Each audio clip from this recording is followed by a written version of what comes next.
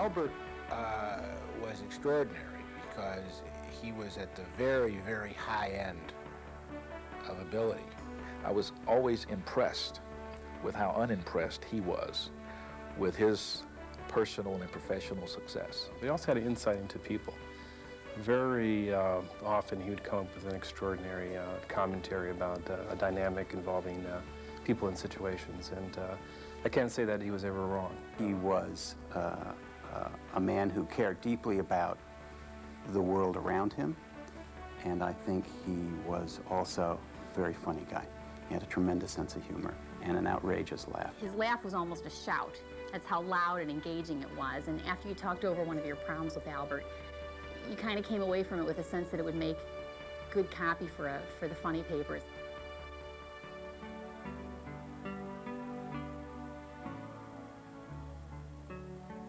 But he was really quite a wise person. So I would call him all the time, you know, with whatever question or harebrained scheme happened to be in my mind. And particularly when I went to work for Senator Simon. And there are many times I'd be angry at the firm or angry at a client or angry at my kids or somebody. And it was nice having Albert next door because I could always go over to his office, and he was like, had a calming influence on me, you know. He was very steady, he was kind of rock steady. I mean, neither of us had brothers.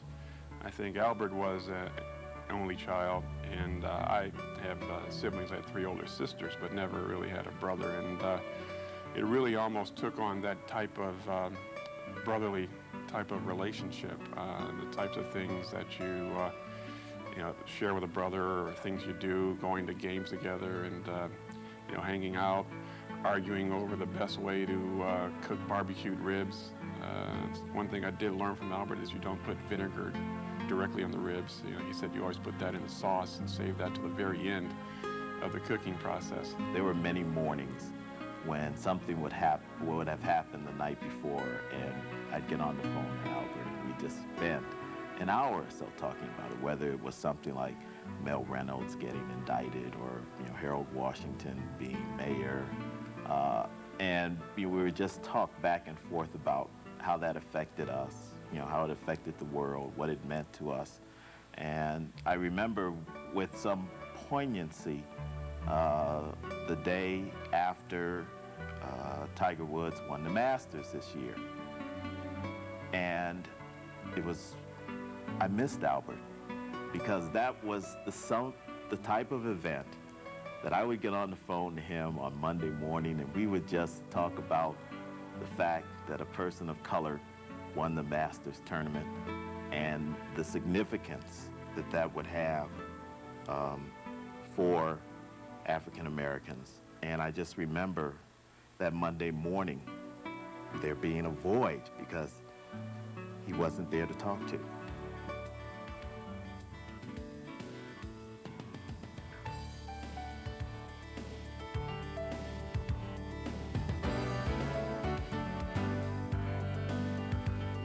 He had the most charming way of talking about Adela and the things that he loved about her, and the ways in which he thought she was so desirable and passionate and cute. He just adored her.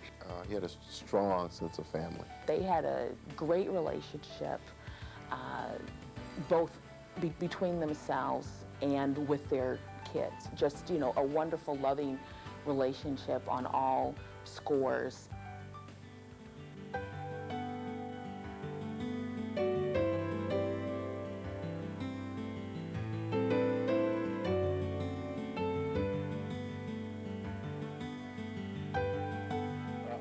His grandfather loved him. The love was reciprocal.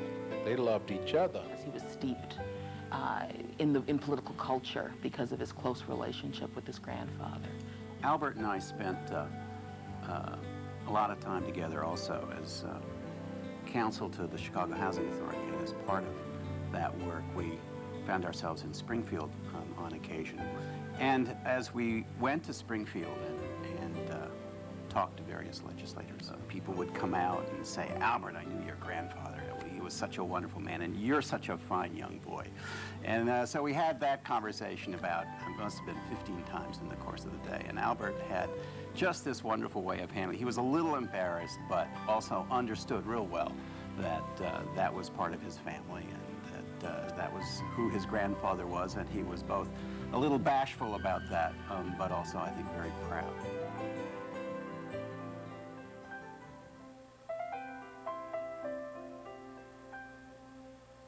To Albert, being civically involved was an honor and a privilege. He served a number of mayors, Mayor Washington, Mayor Sawyer, and when Mayor Daley asked him to be president of the police board, he said he was asked and he couldn't turn down the mayor of the city. He was extremely easy to deal with. He was the opposite of pompous. He didn't raise his voice. And we laughed a lot. What I understand is that the police board didn't used to be as good in the way it decided cases, but was a lot more somber. With Albert, there was constant laughter, but the enterprise was taken very seriously. He had a very strong sense of commitment to the community, and I really felt that the police board provided him with an avenue in which to be involved, and be involved in a very meaningful way. I now refer to him as St. Albert, and I ask for his guidance. He always remembered where he came from. He was always appreciative of his roots. He never forgot his responsibilities as an African American. He never forgot how important it was to pass on the lessons that he had learned to others, and he was always out there to help other people, to help them find a way or to make a way and to make the world better for the future.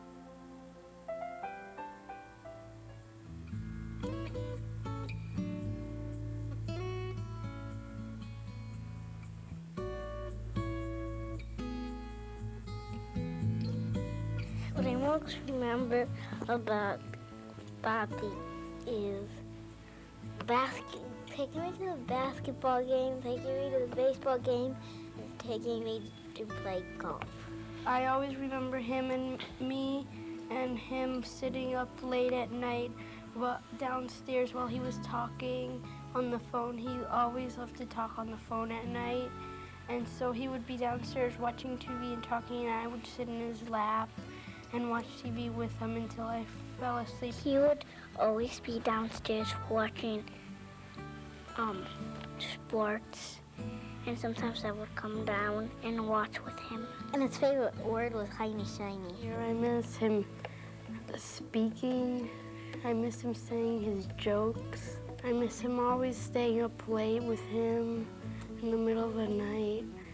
And I miss him being around. I love you, Bobby. I love you, Bobby. I love you.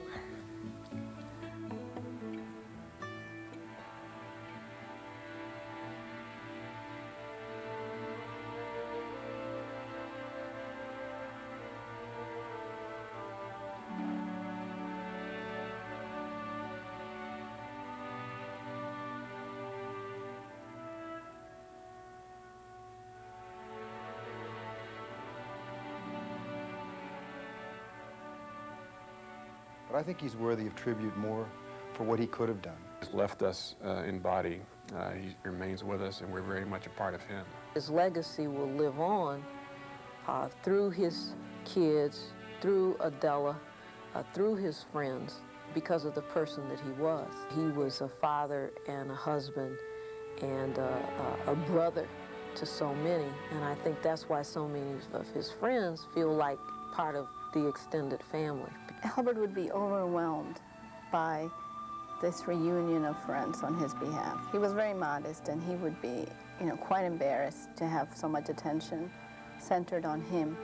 But he'd be delighted at the coverage of issues that were so near to his heart, principally the urban condition, race relations, police relations.